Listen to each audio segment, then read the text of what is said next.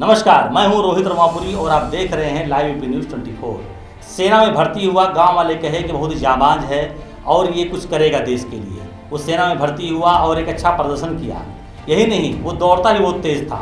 जब सेना के लोगों ने, अधिकारियों ने देखा कि एक अच्छा धावक भी है तो उसे दौड़ना शुरू किया। जब दौड़ना शुरू किया तो एथलीट की दुनिया में उसका एक अलग मुकाम हासिल किया उसने। यही नहीं, वो रिटायर हुआ, देश सेवा करते करते वो रिटायर हुआ, अपने गाँव पहुँचा। बात थी 1972 की। अपने गांव पहुंचा, उसके बाद सोचा कि अब सुख और चैन से यहाँ रहेंगे। लेकिन गांव के एक दबंग व्यक्ति ने उसके पुश्तैनी ज़मीन पर कब्जा कर लिया। और जब वो उस ज़मीन के कब्जा करने के विरोध में उच्च अधिकारियों से मिला तो उसके मेडल को, उसके फाइल्स को अधिकारी ने फेंक दिया। यहीं से वो बागी बन गया। जंग के मैदान से बीहड़ तक देखिए हमारी ये खास रिपोर्ट। 1 जनवरी 1932 को मध्य प्रदेश के मुरैना जिले के भिदौसा गांव में एक बच्चे का जन्म हुआ। उस बच्चे ने चलने सीखने वाली उम्र में दौड़ना शुरू कर दिया। गांव भर के लोग 4 साल के बच्चे को फुल स्पीड में दौड़ते देख अचंभित हुआ करते थे। बच्चा 17 साल का हुआ तो फौज की राजपूताना राइफल्स में भर्ती हो गया। साल 1949 से लेकर 1979 तक फौज में नौकरी की। फौज की नौकरी करते हुए 7 बार राष्ट्रीय बाधा दौड़ का चैंपियन बना। एशियन गेम्स टोक्यो जापान में भारत को रिप्रेजेंट किया। वो लड़का अपने करियर की ऊंचाई पर था। मिल्खा सिंह समेत देश के बड़े बड़े लोग उसकी दौड़ की तारीफें किया करते थे। लेकिन तभी कुछ ऐसी घटना घटी कि उसे फौज की नौकरी छोड़ बीहड़ का रुख करना पड़ा। वो सरकार का दुश्मन बन गया। हम बात पान सिंह तोमर की कर रहे हैं। पान सिंह तोमर 6 फुट का हट्टा कट्टा जवान था। सेना में जाने के बाद दिन रात मेहनत करता था, इसलिए भूख भी बहुत लगती थी। सामान्य कोटा वाले फौजियों की खुराक निश्चित थी। खाने को गिनती की रोटियां मिलती थी। उन रोटियों से पान सिंह का पेट नहीं भरता था, इसलिए उसने स्पोर्ट्स कोटा ज्वाइन किया। दरअसल फौज की कैंटीन के एक बावर्ची ने उसे बताया कि स्पोर्ट्स वालों को खाना भरपेट मिलता है। दौड़ने में तो बचपन से ही वो आगे था। स्पोर्ट्स कोटा ज्वाइन कर पान सिंह दौड़ने लगा और उसे भरपेट खाना भी मिलने लगा। फिर उसकी पोस्टिंग रुड़की के बंगाल इंजीनियरिंग ग्रुप में हो गई। रुड़की में फौज की भीतरी दौड़ प्रतियोगिताओं में हिस्सा लिया और जीतता गया। उसके ट्रेनर ने उसे बाधा दौड़ की ट्रेनिंग देनी शुरू की। साल 1952 में पान सिंह को टोक्यो जापान में होने वाले एशियन गेम्स में भारत का प्रतिनिधित्व करने का मौका मिला। उन दिनों पान सिंह के लेवल का खिलाड़ी पूरी दुनिया में नहीं था। उसे ही जीत का सबसे बड़ा दावेदार माना जा रहा था, लेकिन वो हार गया। नौकरी करते हुए पान सिंह का जीवन सही बीत रहा था। घर में बीवी, 2 बच्चे और माँ थी। इसी बीच गांव में उसकी जमीन को लेकर विवाद शुरू हो गया। उसने वक्त से पहले नौकरी छोड़ गांव में रहकर खेती करने का फैसला किया। दरअसल पान सिंह और उसके चाचा की कुल मिलाकर 2.5 बीघा जमीन थी। 1.25 बीघा जमीन पान सिंह की और 1.25 बीघा उसके चाचा की। चाचा को पैसों की जरूरत थी, इसलिए उसने पूरी 2.5 बीघा जमीन गांव के दबंगों बाबू सिंह और जंडेल सिंह को गिरवी रख दिया। कुछ दिनों बाद बाबू सिंह तोमर ने पूरी जमीन पर कब्जा कर चाचा को खेती करने से मना कर दिया। नौकरी छोड़ पान सिंह तोमर गांव पहुंचा तो उसने पंचायत बुलाई। पंचायत ने फैसला सुनाया कि पान सिंह और उसका चाचा बाबू सिंह पैसे चुकाएं और जमीन वापस ले लें।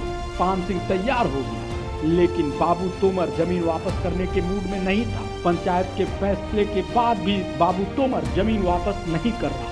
पान सिंह के बेटे ने इसका विरोध किया तो उन्होंने बेटे की जमकर पिटाई कर दी। पान सिंह पुलिस के पास गया तो पुलिस ने उल्टा उसी का मजाक बना दिया। पान सिंह ने दरोगा को अपने देश के लिए जीते हुए मेडल तक दिखाए, लेकिन उसने उसकी कोई कद्र नहीं की।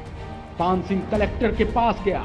कलेक्टर साहब गाँव आए। उन्होंने वही फैसला किया जो पहले पंचायत कर चुकी थी। इसके बावजूद बाबू तोमर जमीन वापस करने के इरादे में नहीं था। उस जमीन पर चाचा ने जो खेती की थी, बाबू ने सारी फसल में आग लगवा दी। पान सिंह ने हिम्मत नहीं हारी। वो लगातार बड़े बड़े अफसरों के पास जाता रहा। बाबू तोमर और उसके परिवार के लोगों को पान सिंह की ये बातें पसंद नहीं आई। पान सिंह का बड़े बड़े अफसरों तक जाना बाबू तोमर और जंडेल तोमर को पसंद नहीं आया। एक दिन उन्होंने पान सिंह को घर जाकर मारने का प्लान बनाया। वे घर की तरफ बढ़े। घर पर बीवी, बच्चे और माँ थी। माँ ने उन लोगों को बंदूक के साथ गुस्से में घर की तरफ आते देखा तो बहू और पोतों को घर से भाग जाने को कहा। बाबू तोमर और उसके 8-10 साथी दरवाजा तोड़ते हुए घर के अंदर घुस गए।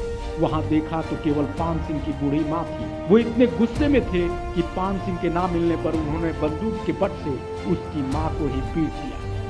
जब पान सिंह घर वापस आया, उसने माँ की हालत देखी तो उसके सीने में आग लग गई। घायल माँ ने पान सिंह से टूटे हुए लफ्जों में कहा, तुझे पैदा होते ही मर जाना चाहिए था।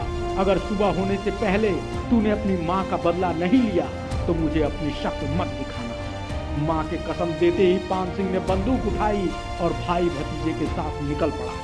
पान सिंह ने अगले दिन का सूरज निकलने से पहले सुबह 4 बजे के करीब बाबू तोमर को उसके घर में घुसकर गोली मार दी। सुबह माँ की भी मौत हो गई।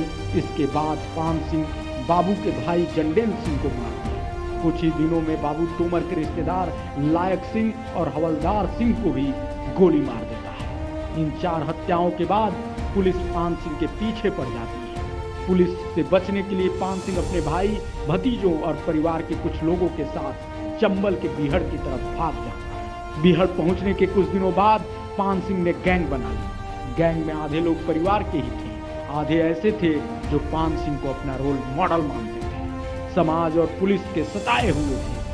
साल भर में उसकी गैंग में 30 से ज्यादा लोग शामिल हो गए थे। इसके बाद उसने अपनी गैंग को फौज वाली ट्रेनिंग देनी शुरू कर दी।